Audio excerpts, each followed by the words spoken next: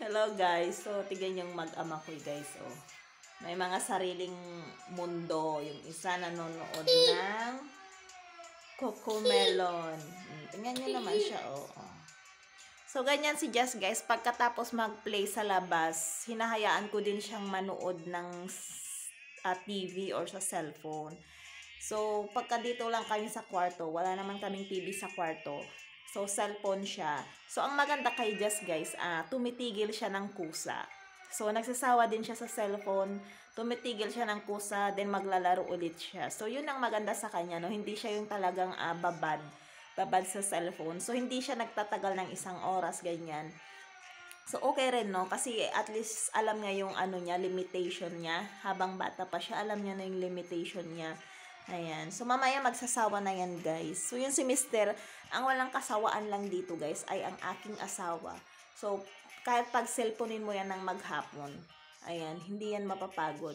Diyan lang siya. Dahil nga hawak niya yung oras niya. So, tapos na yung oras ng kanyang So, wala kaming gaanong natatanggap na order nowadays, guys. Kasi nga, yung mga item na mabilis sa kanya is ubos na. So, hindi ko alam kung nag-order na ba yan. Ayan. Pero sinabihan ko na siya kasi nga 'di ba ako ang taga-packing niya. So alam ko yung mga ubos na at saka kailangan niyang order. So hindi ko alam sa kanya kung nag-order na. Yes, anak. What do you want po?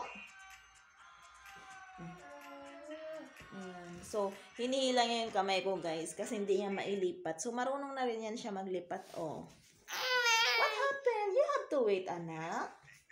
Wait, 4, 3, 2, 1. So guys, may kukwento lang ako sa inyo. So about nga sa visa namin ni Jazz.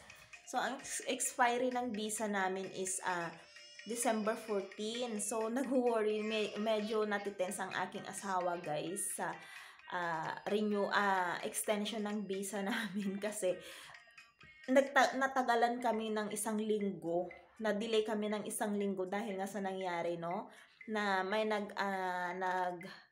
verify sa amin na pulis. Ganito dito guys, pagka foreigner ka, then kailangan mo mag-extend ng visa or ano ba tawag doon? Registration ganyan or ka ng OCI, may magbe-verify sa yung pulis na local police. So kailangan mo mag-provide ng 2 witness. So nag-provide kami ng witness guys, yung kapitbahay namin na dyan sa harap, tsaka dyan sa side kasi wala siya noon. So, ang kinuha namin ibang witness, yung kapitbahay doon sa kabilang bahay. Ang mali din kasi guys yung mga pulis. Kasi, ang ginawa, pinapapirma siya sa blank paper. So, syempre, nag-question yung nag-question niya, bakit daw siya pinapapirma sa blank paper, blah blah blah. So baka mamaya syempre 'di ba syempre hindi natin alam, 'di ba? So parang nainsulto siguro yung pulis sa kanya. Nag-walk out sila guys, umalis na lang sila nang hindi nagpapaalam. So ang tagal din nila naghintay kasi guys, mga halos 1 oras kasi nga hassle din kasi print ito, print yan. So photocopy so natatagalan kami doon sa pagpiprint ng mga IDs, ganyan. So, IDs lang naman ang kailangan pagka nag-present ka ng witness, guys, tsaka yung sign nila sa IDs nila. So, yan lang. So, na-delay kami ng 1 week, guys. Is it 1 week, Gulu? In what? 1 week that we delayed because of that, what happened.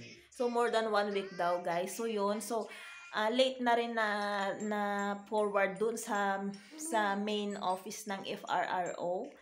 So, tinawagan ni Mr. nung 1 linggo, guys. Sabi, maghihintay pa kami ng, is it 3 weeks? More 3 weeks daw, guys. After ng forward or whole process. Is it, Gulu? So, after ma-forward, 3 weeks daw kami mag-follow up ulit. So, in 3 weeks, guys, mag-expire na yung visa namin ni Jazz. So, ano na ba ngayon? It's 26 na ba ngayon? Is it 26 today? 24? You can just, ganyan siya, guys. Yan siya. Ganyan lang siya ng ganyan. Kasi nga, busy siya sa games niya.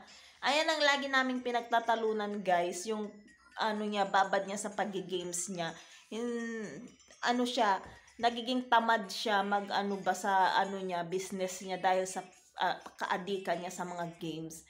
So, yan kami laging, yan yung madalas kong ano sa kanya, guys, problema. Parang, ewan ko dito, tumatandang paurong. So, ayun na nga, guys. So, sabi ko sa kanya, di wow, kung hindi kung hindi ma-extend yung visa namin, di welcome Philippines ka ako. Gusto ko naman na syempre, no. Para sabi ko wala nang mag-istorbo sa ano mo, oras mo. Kasi madalas kami magtalo niyan, guys. Madalas ko siyang awayin dahil nga diyan sa style niya minsan naiinis ako. Kasi ano lang siya ba, easy lang sa buhay. Kung ko diyan, mayaman ka? Mayaman ka ba, gulo? Huh? Are you mayaman? I'm what? Maka-easy ka sa buhay, parang ano, rich kid.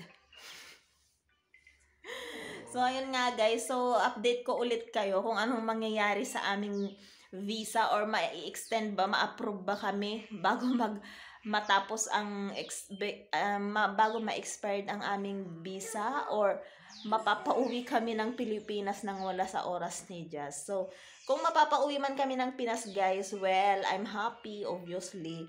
Sino bang ayaw makauwi ng ng Pilipinas? So, ayan. So, i-update ko kayo, guys, kung anong mangyayari. So, December 14 ang expiry ng visa namin. Sabi nga niya, guys, baka sa Pinas kayo magpasko, sabi niya. Siyempre, sad siya.